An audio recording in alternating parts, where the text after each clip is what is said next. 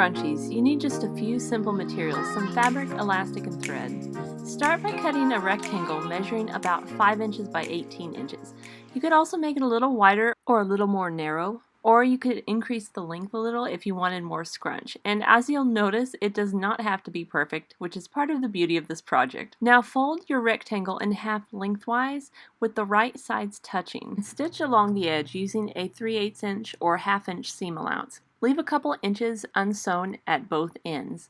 Now measure about 6 or 7 inches of elastic and cut. You can set that aside for now.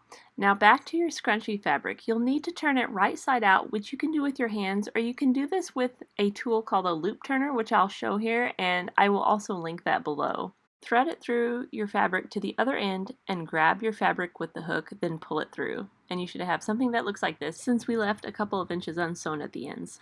Now, making sure your seam is not twisted, bring the two ends together and line them up so you can stitch across that end edge. After that, just to make things a little easier later on when we're sewing up our hole, grab some of the seam from the inside as I'm showing here and pull that out as shown and continue to stitch the first seam that we made as far as you can to make the hole a little smaller.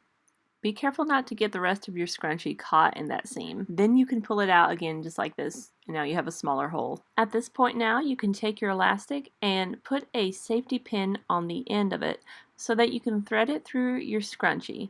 Try to not twist your elastic too much as you're doing this, but if it does get 1 or 2 twists in it, that's okay. Now, either with a hand sewing needle or with your machine, stitch the two ends of the elastic together securely. Now you're ready to close your hole, so you'll want to take a needle and thread and anchor that needle on one side of the hole, and then continue working a ladder stitch or a stitch that grabs one side then the other, back and forth like this.